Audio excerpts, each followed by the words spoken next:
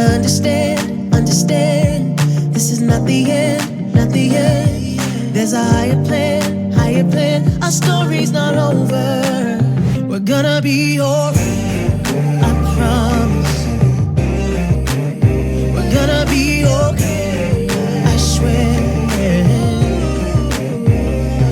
I know the money's running low, it's affecting your soul, reminds you of what used to be. I know it's hard to see how things can really be, but baby, we gotta believe we're gonna be alright, I promise. We're gonna be okay, I swear, I swear.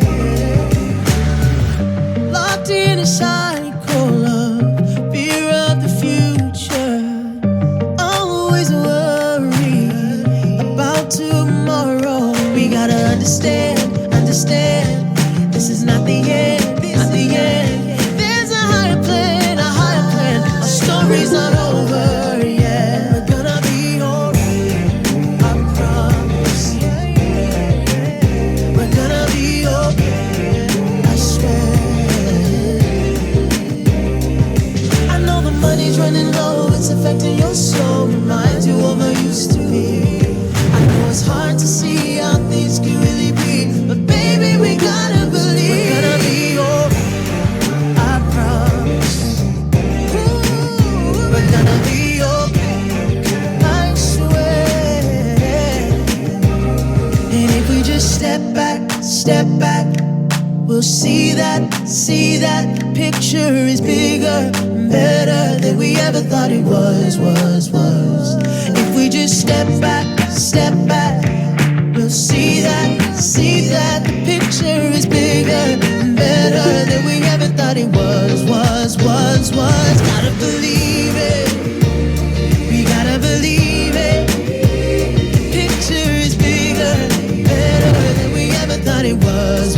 Oh, we gotta believe it, we gotta believe it, we gotta believe it, better than we ever thought it was. We're gonna be alright, I promise. We're gonna be okay. We're gonna be alright.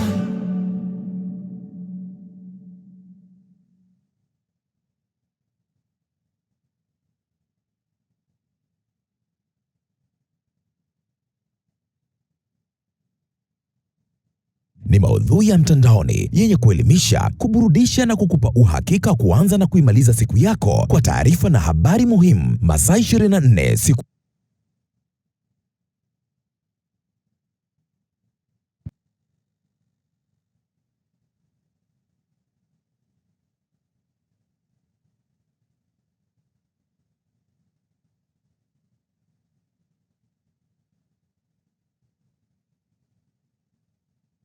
Unasikika.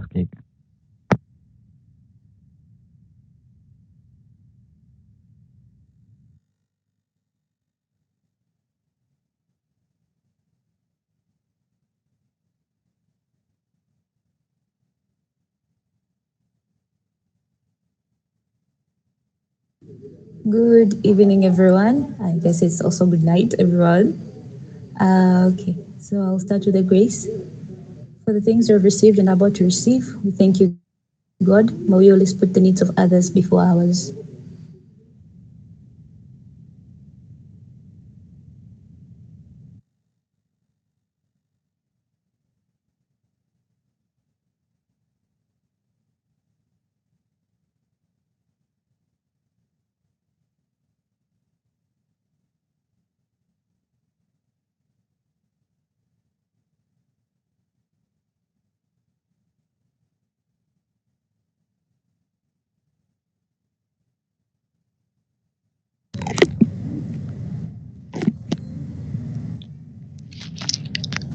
Good evening, everyone, friends and fellow Rotaractors.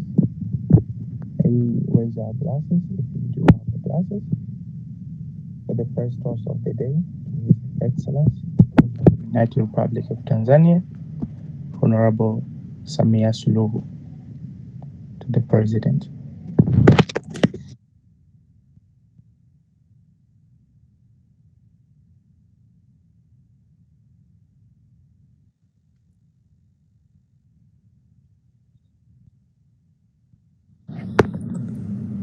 Thank you. Good evening once again. So, as introduced, my name is Adele Gracious Luangisa. I serve as the district TRF chair. I also serve as the district assistant Rotary Ladies Initiative chair, and I serve as club secretary in my club, Young Professionals. So tonight I'll not be talking about, I want to be focusing entirely on TRF. Tonight we're going to talk about how to raise funds, how to generate incomes in our clubs. So we might be asking ourselves what fundraising is. Basically, a fund could be anything, could be money, could be an incentive, could be a pledge, anything that will help you facilitate the exchange of goods. And raising is basically lifting anything up. So if you're fundraising, you're lifting up your money value, your instrument of economic exchange actually. So I'll be taking you through that. So we'll begin with the simplest introduction. I've defined what fundraising is. So fundraising is literally seeking to generate financial support for a club project or any club associated activity. So there are some club projects that will entirely depend on the fundraising that you did, so the funds that you obtained from your club project. And we have others that will need fundraising and a donation. So that's when an outside source is inquired to assist. Now, what are the roles of fundraising? First, when you fundraise in your club, the first thing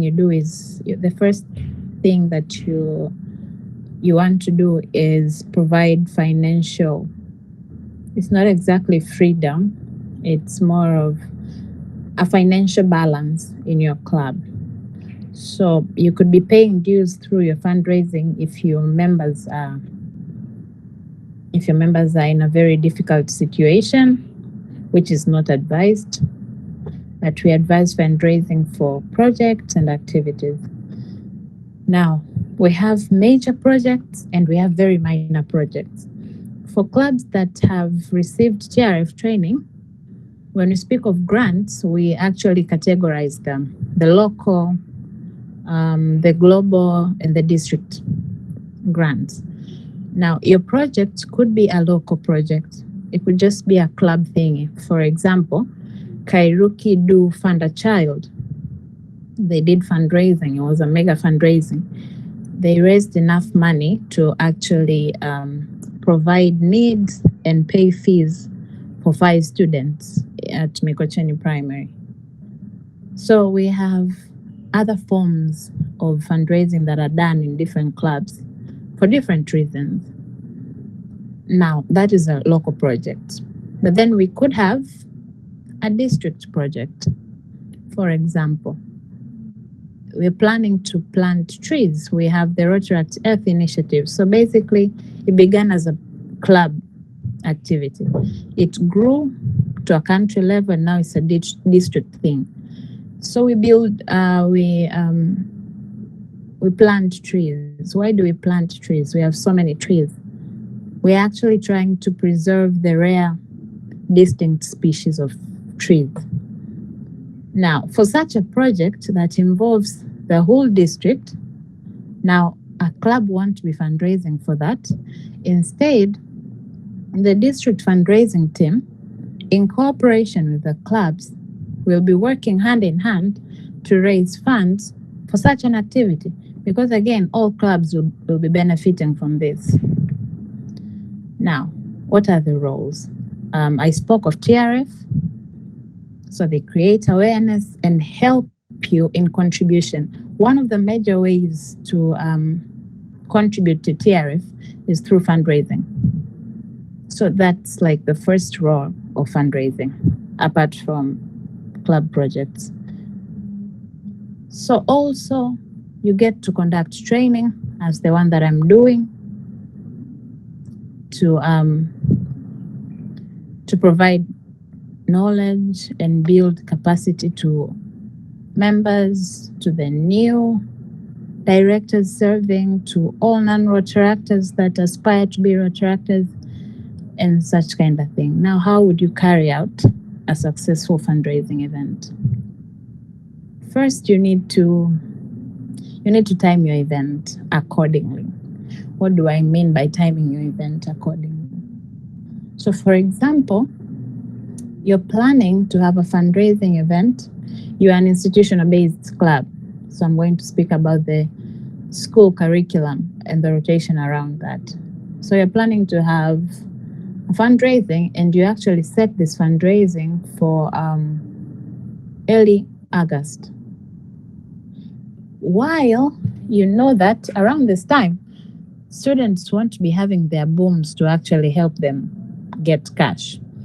Not all students come from good families, like well-off families. Some come from struggling families. But then if you are to target your fundraising event around March, you will get contributions. Or around May, you will get contributions. Or around November. Any of the months that are very close, or the same month that they receive their boom, you'll actually get a better feedback from your club members. But if you're going to schedule your event for a month like August or late July, when everything is dry, like your pockets are dry, you will have a not so good feedback. So you need to time your event correctly. Choose the date and the time of the event carefully. Why do you want to do that? You want to make sure that you have a very good feedback. So if your target was 1.2 M, you might actually get 2 M, because at that moment, your members will have something to actually give out. Choose a popular theme. That's number 2. Why a popular theme? For example, you are you're organizing your fundraising, and your theme is, I'll just give an example. If UDOM-Youth were doing a fundraising today, if it was a fundraising, and the one that had games today afternoon. Now, if they picked something like a dinner or a talk with the DG, something that is boring, you don't get to have fun. We are youth, so much energy, so much hype. Everybody's trying to show off somewhere, somehow. So you're at a stage that you're, as much as you're trying to figure yourself out, some of these people have already known the type of life that they want. So if it's a spotlight, they actually need that. So choose a theme that is popular. If it's going to be a musical theme, you're going to have a lot of people. Most youth love music. Now, if you're going to be inviting, if you're going to be choosing a theme, for example, what theme? Yeah, the classical all-day sermons. Sermons are like talks, lectures. We stay 2 hours in a lecture, but then we're actually very tired after that. Now, you have a 4-hour lecture from so-and-so. So people won't even turn up for that. Very few will, those that actually like that type of thing, the nerdy type. But the rest won't even turn up for that. So choose something popular. Your people are into dancing. Do something. Choose a dancing thingy. Or if your people are into food, choose that. Choose a theme that will accommodate your people. Promote your event. How do you promote your event? Have a good PR. Have a team that knows how to shout out to your team. For example, UDOM-Youth are actually very good at that one. They actually broadcast and promote the events that you'd actually be like, okay, I actually didn't expect to see this now, but then 5 minutes it's there, somebody's talking about it, somebody else. I also see that with young professionals from time to time. When you promote your event, I might not want to even go through the messages, and then I'm seeing a particular flow of information, flow of chats and stuff, and I'm interested, like, what are they talking about? So I actually go further and find a poster. Oh, it's fundraising, a getaway weekend from Moimbili. And I'm like, yeah, I want to go to that. So then I might forget. Tomorrow they actually do it again. I see it in social medias. It's everywhere. Everybody's talking about it. People will want to attend that. So people will be there. Promote your event. Also, you need to have a contingency plan. Now, what is a contingency plan? For those that are taking accounts, you would actually be summing up a lot of cash. At the end of the day, you have something you call contingency. Then you keep like 10% or 20%. So that's like something that you keep just in case there is an emergency. This will actually be helpful. You actually kept your price to be at 2M, but you actually went to look for the stuff and you find it's almost 2.5. But then you had your contingency money. Maybe you took 3M with you that day. So actually you have that one covered. Now you need to insure against the unexpected. So be prepared that as much as you're planning your fundraising, there could be shortcomings. For example, maybe your lead musician, the one that you actually wanted to come perform for you guys that particular day, maybe suddenly overnight he got sick or she got sick, or maybe they lost somebody, or they were involved in a car crash. So you need to like insure against the unexpected. Have a plan B always. I'm not saying you should practice your plan B as long as the first plan seems to actually have a lot of loopholes or it's about to fail. No, I'm actually saying have a plan B just in case your plan A fails. Do not forget to thank your donors. Why do you thank your donors? For example, I ask Irene Sarakikia to actually help me write something. I know Irene loves writing. So I actually ask her, like, oh, you went to Magoroto. Can you please do something about this? Like write a small thing that I can use. So she writes. She loves writing. She writes, she sends it over. And I have this thing with me. I actually publish it somewhere and it gets a lot of recognition. And I forget to tell her thank you. So the next time I want her to help me with something, she won't be as deliberate as she was the first time. Simply because she doesn't feel appreciated. So you have donors. When we spoke on how to raise funds, so some events would actually depend on, would actually be covered into the whole funds that you have raised, and some would need an outside donor. So your mother club could be it, or you liaise with a company. For example, you want to do menstrual health awareness and education. So you're going to speak to girls about menstrual health, but you're not bringing them pads. You need to bring them pads. So you actually carry pads. Now, pads are from different companies. So if you're liaising with a particular company, they can actually give you some. So when you go and your event is successful, come back, thank them. The next time you actually ask them for their help, the first time they gave you 5%, this time they'll give you 15. Why would they give you 15? First, they see the intention.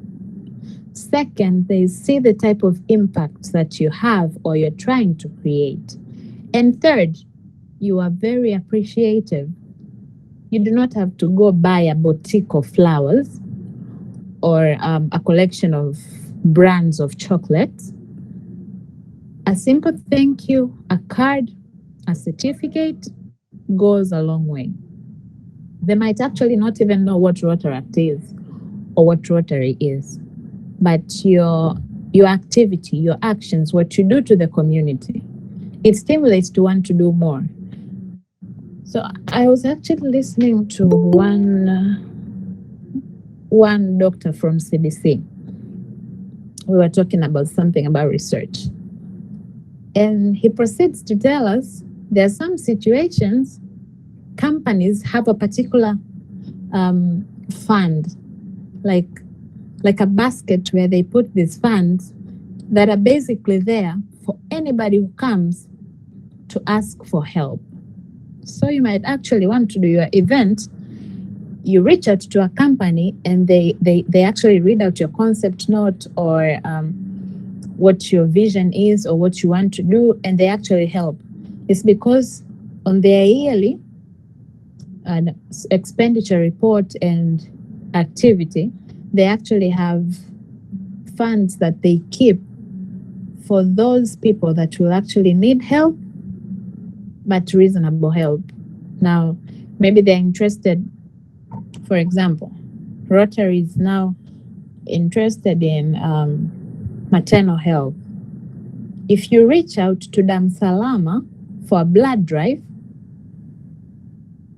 and you tell them what your intent is, you're trying to raise units of blood for mothers that are dying daily or that are severely anemic during labor and delivery, they actually help you out. You go to the DMO and tell them that we would like to do something about educating your people concerning COVID-19 vaccines. So that you reach out, they actually help you.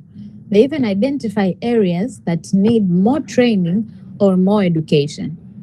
But then at the end of the day, you come back and thank them because you actually want to use them tomorrow, or you refer somebody else to them. So you have a lot of things at your disposal. Do not forget to be appreciative of their time, their effort, and all that they do to make sure that you carry out a successful fundraising. Also, you need to identify your needs. For example, now I'm actually giving a lot of examples. I feel it resonates more with examples. Now, so let's say we are planning on distributing dustbins in Dodoma, particularly the General Hospital, or maybe Mirembe Hospital. Yeah, General has a lot. Mirembe Hospital.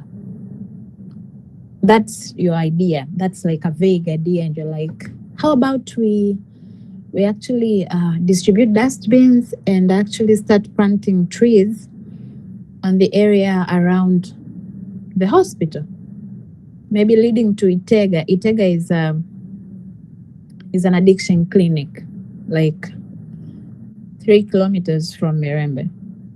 So you actually want to build trees and provide dustbins. But then you really don't know how this place works. So you actually don't know if they're in need of dustbins or they actually need these trees to be planted. What do? You do a needs and assessment. So before you come up with a plan to fundraise, you go back to that area, assign someone, or go as a group to just visit, get to understand how it goes. Ask the nurses around there. They know the place better. So talk to them. How many dustbins, do you guys have? Or what is in shortage around here or something? Then they'll tell you, oh, we actually need dustbins. We do not have even the safety boxes. We do not know where to drop our pins or the injections after we are done administering. So you actually know what to get them. You do not want to fundraise for something that is in abundance where you are trying to donate your help. Establish a budget. Why would you want to establish a budget while you're fundraising? You need to have a target. If you do not know what you're trying to do, don't even do it. So after you identify your need, You ensure that you understand that there could be an expectations. Establish your budget, put your contingency fee around there, determine the valuable resources, identify where you want to do this thing. For example, you want to do a getaway weekend. So everybody else is from Boko, Bunju, and you're like the only one around Upanga. And you're like, why don't we do this event in Kigamboni? It's a very good place. Kigamboni has a lot of beaches, a lot of places to hang out. But is it efficient? Does it cater for all your members? Does it support them to attend this event? Now, instead of going all the way to Kigamboni, you could actually opt for beaches around town. There are a lot of beaches around town. There are hotels close to beaches. They're just open beaches.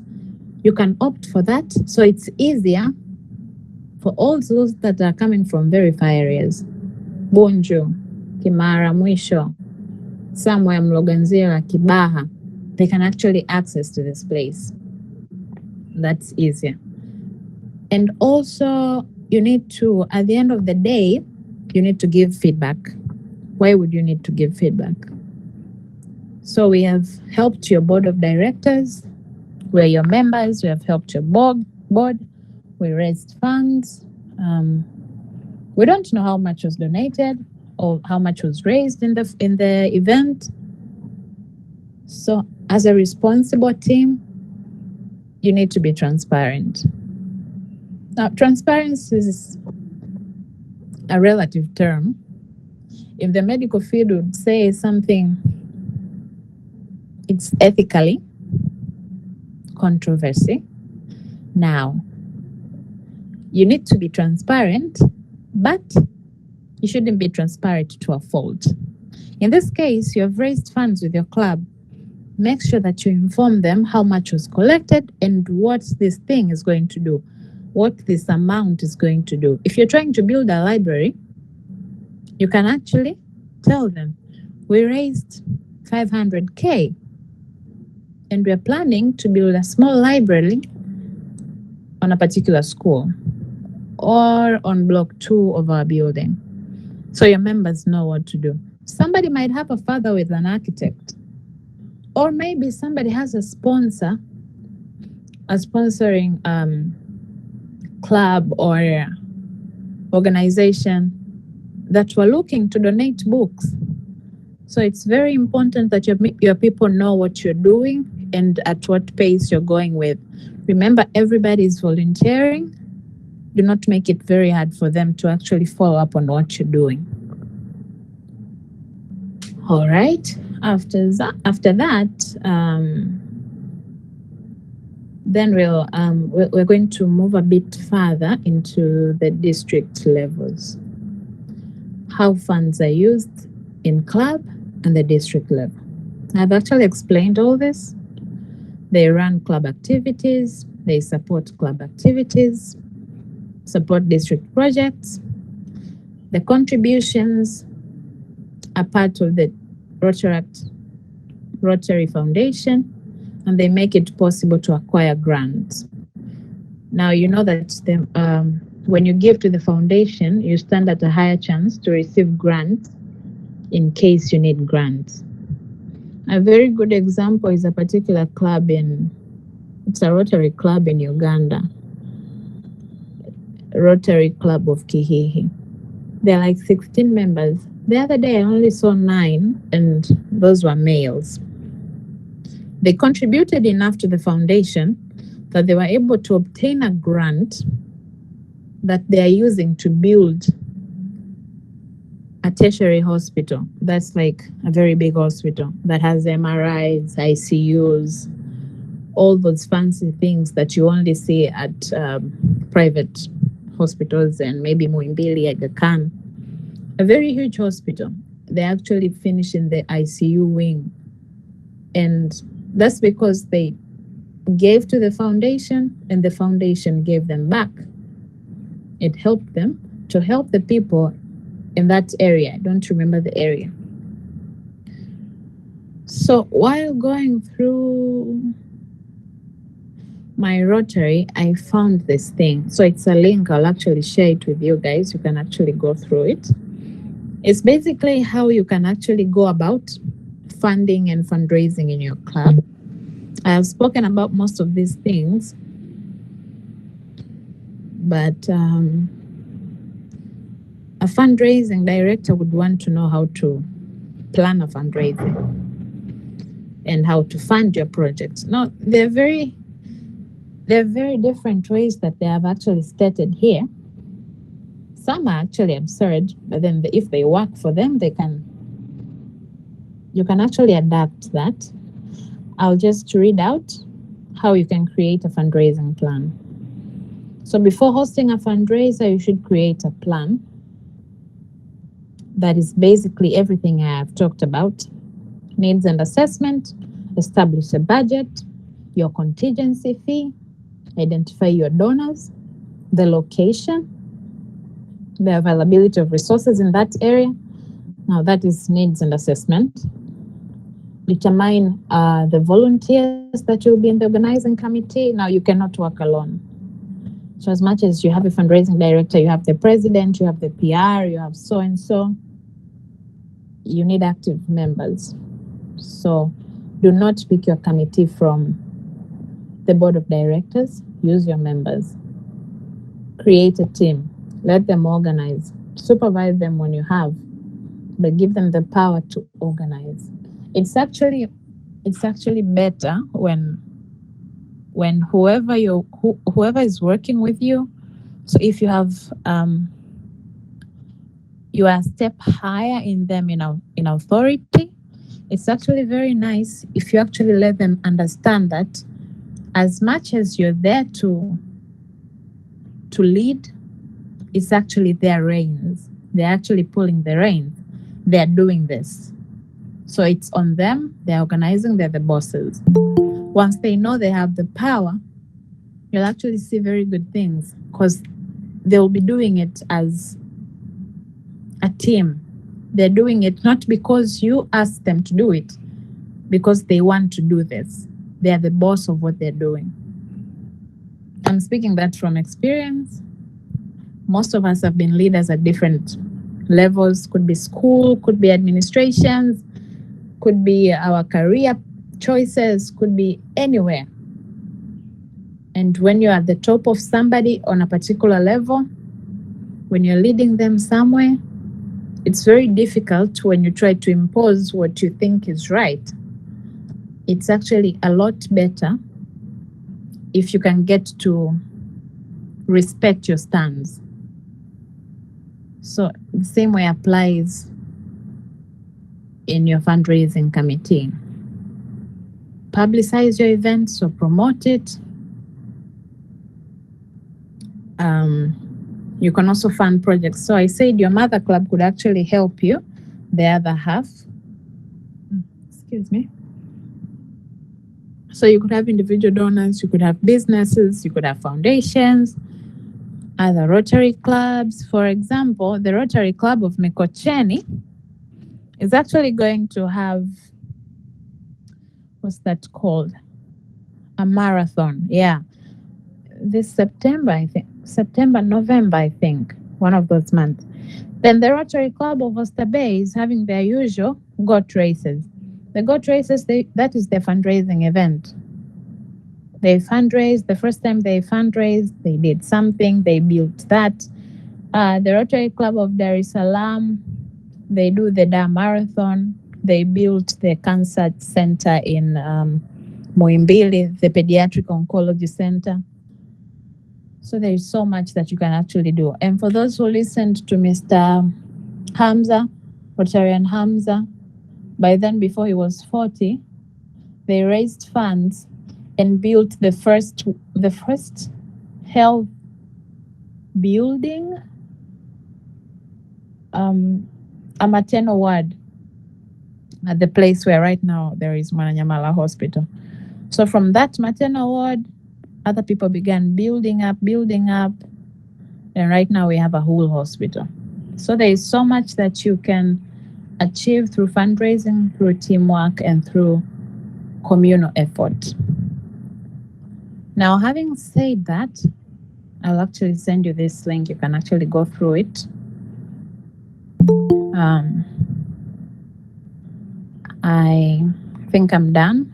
If there are any questions, I'm here. I'll respond to them.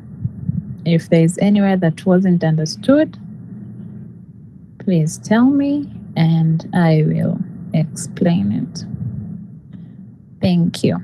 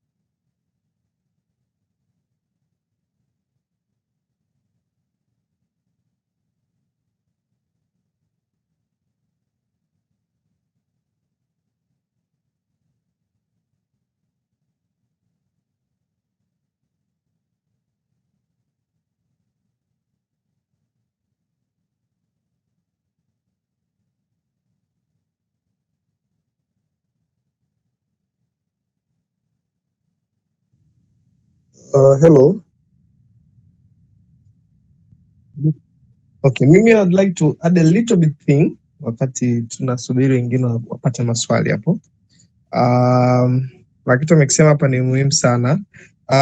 It's very important kwenye fundraising kwamba the members of the club wawe part of the process. The big challenge ambayo tuko nayo kwenye club zetu ni kwamba the board inaandaa fundraising ndani kwa reason ambayo wao wenyewe wanaijua, and then wanakuja tu from nowhere, unashangaa tu kuna poster fundraising sijui like, yani tupo yani tunatumia tu poster bwana pap, kuna fundraising tarehe fulani.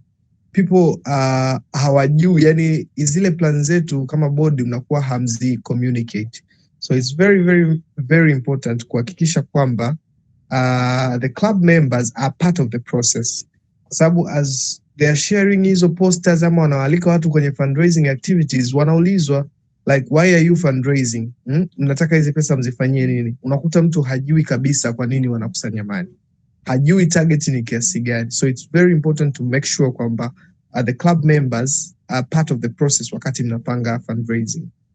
Ikifanyika hivyo, ni rahisi wao kwanza wenyewe kushiriki, lakini pia kuwaalika wengine, kwa sababu they know the intentions ya fundraising activity ambayo inafanyika.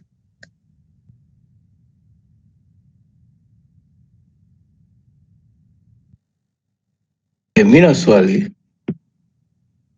So actually watu wanabadilika as day goes in time. Sasa kwa Deogratius, unashauri nini kwa club ambazo members they are dormant, yani wapo kwamba its funds zipo, wana contribute everything, lakini when it comes to interaction wako dormant, as in hata ukijaribu ku raise kwamba jamani the members attendance unakuta kwa chache kwenye clubs za design kama hiyo, unashauri nini? Well, that's like a problem that faces almost 90% of our clubs in Tanzania, especially. You cannot force somebody to be active. So first, they're volunteering, and second, if they do not feel entitled to actually do this thing, you really can't do anything about it. So what you have to do, identify your key people. What do I mean by identifying your key people? For example, in a club of 20 members, now we're going to exclude the president because this person has to be active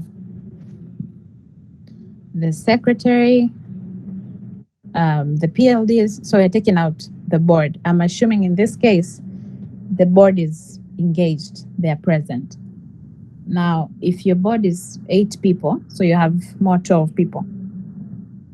So from these 12 people, you need to identify your key people, like those lighters. What do I mean by lighters? Let me finish this first. So you need to identify your lighters. There are like very few people who are always active in the club. So use these people to reach out to their friends, because there is a tendency that there is a crew of friends in a club, which is very good. So use that lighter to help you light these other ones. Also, something else that you can actually do when dealing with this situation.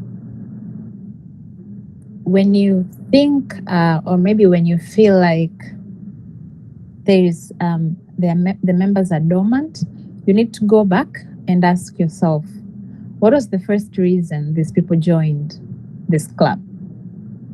For example, somebody joined the club because for some reason, there's a day they saw that they were advertised in television in a particular news channel. Or somebody else saw that Muimbili, Kairuki, St. Joseph actually do medical camps once a year. Or some were invited to a party, and in the party, it was Rotary actors having fun. So you need to go back and understand where these people are coming from. If your members don't know why they're there, now that would explain why they're dormant. So you need to know what was the first thing that attracted your people to their club. For example, most of my classmates in the class prior that finished hapa Kairuki, when we came in first year, it was a posh club. So everybody talks about Rotaract. Oh, that posh club. You see them doing community activities. You see them every last Friday of a month in their blue shirts in the morning, going for fellowships, glamour, all that. So everybody's like, what's that? It's fascinating. So somebody joins because of the glamour. But once you're inside, and then you get to like try to understand, like, what is this thing? If you get to understand what Rotaract is in the first place, it's easier for you to choose that this is something you want to do, or it's something you don't feel like you can do. Now, a lot of youth right now, the new Rotaractors, they do not have that proper guidance. So they join because somebody else is there, an influence, or peer pressure, or the sister or the brother is like, yo, why aren't you in Rotaract? You're supposed to be part of it. So they join not even knowing what this thing is. So of course they will trouble you. So you need to go back, start educating your members. Let them identify the first reason they chose to be part of this organization. Once they realize that, you can actually go back and start helping them identify and clearly understand what Rotary International is, what Rotary does, what Rotaractors do.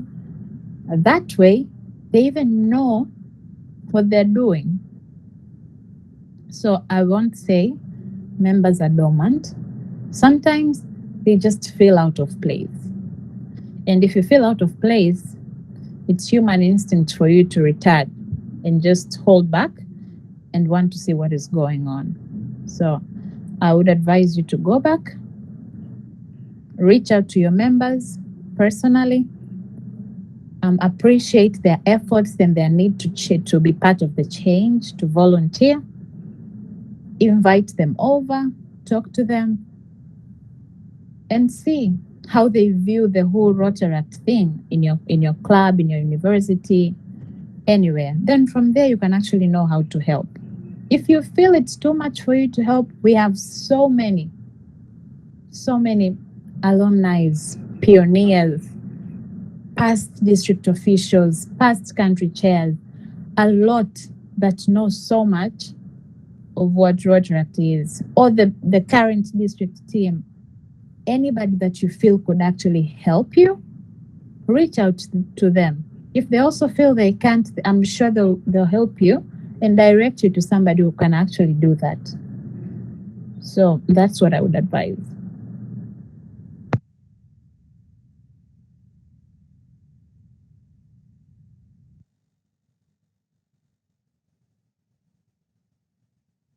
Did I answer your question, Peter?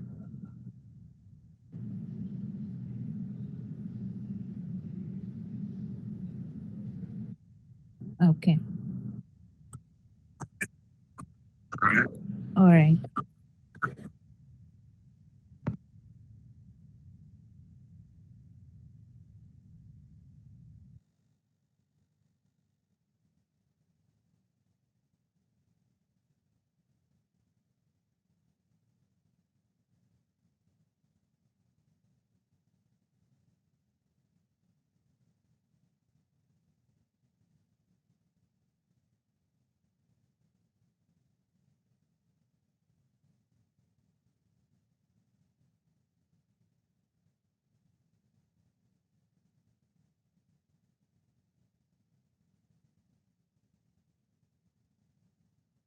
All right, I can actually do that.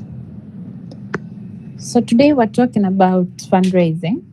I specifically stated that I want to be talking about the Rotary Foundation.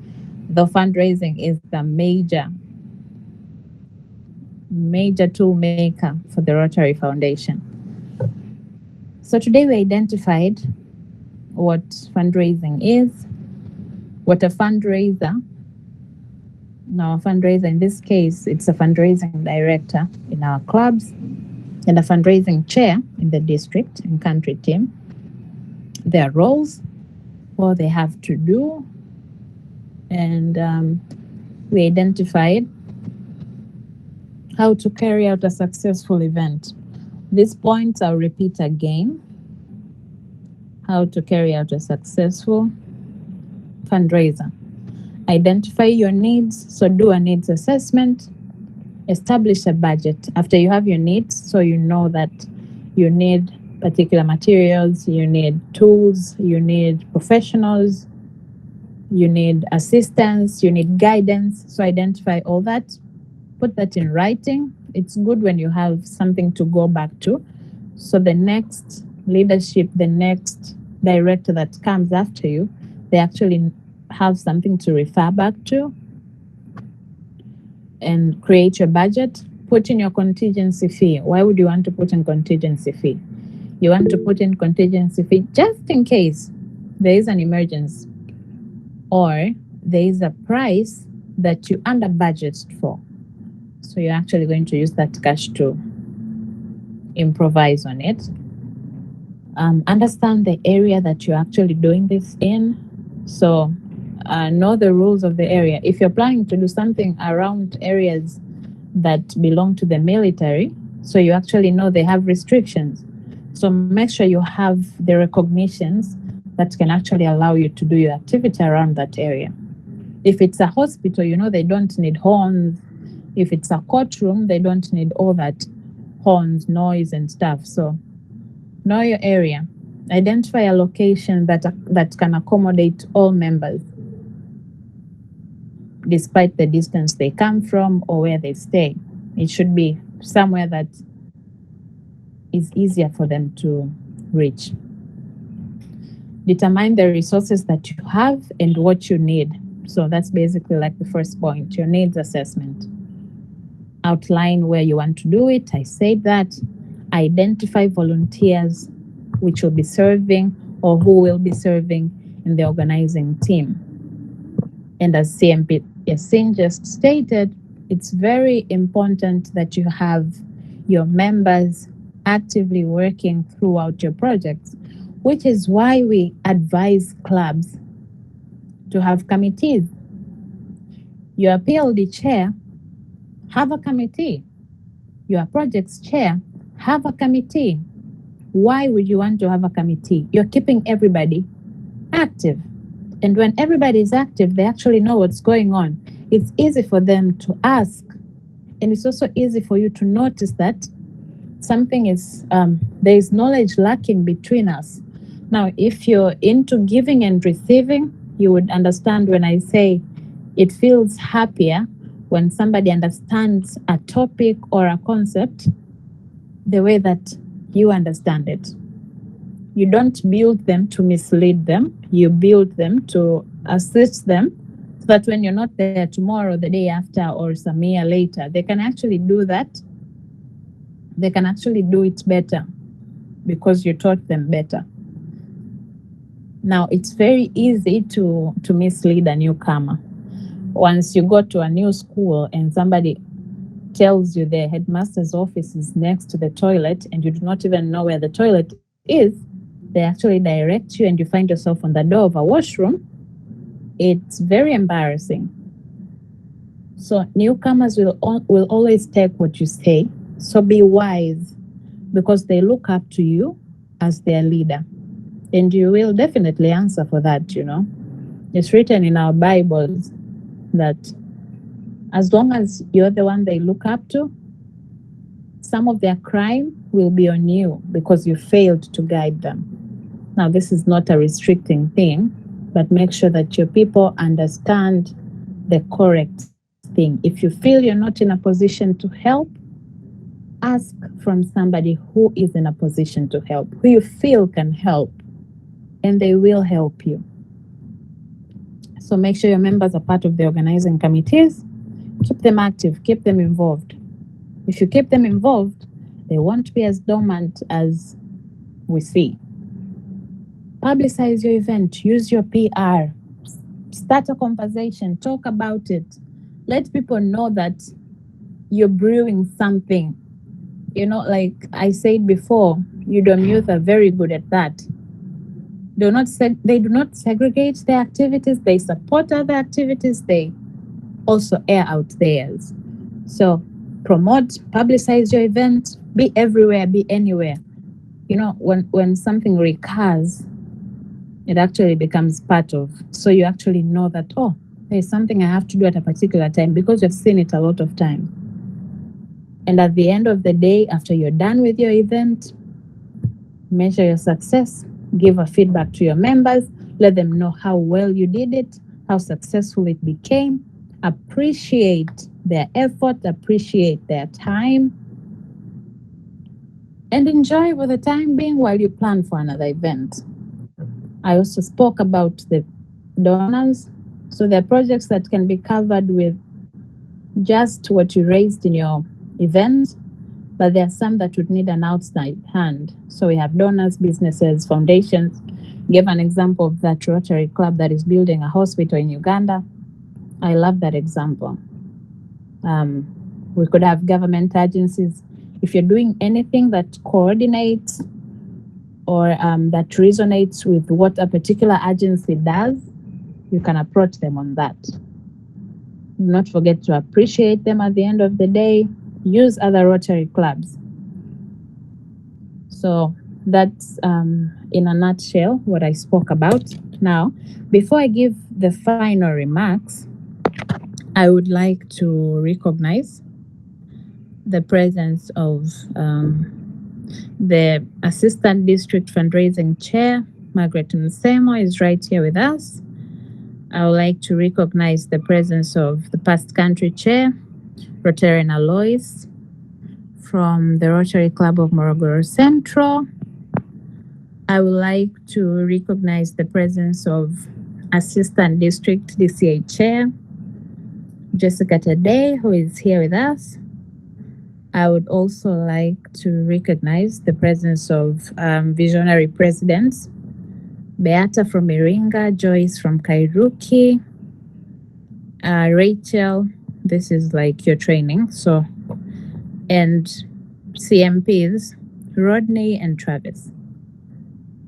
Thank you very much.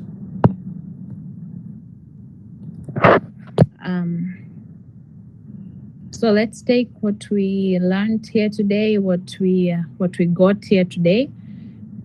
It's the bare minimum that we can actually learn in a short time. So if there are any questions, any inquiries, you can reach out to any district official around here who will guide you through, and will even forward you to anybody who can actually help you better. And let's plan these events. Let's invite each other. And thank you all for taking a time to attend and listen.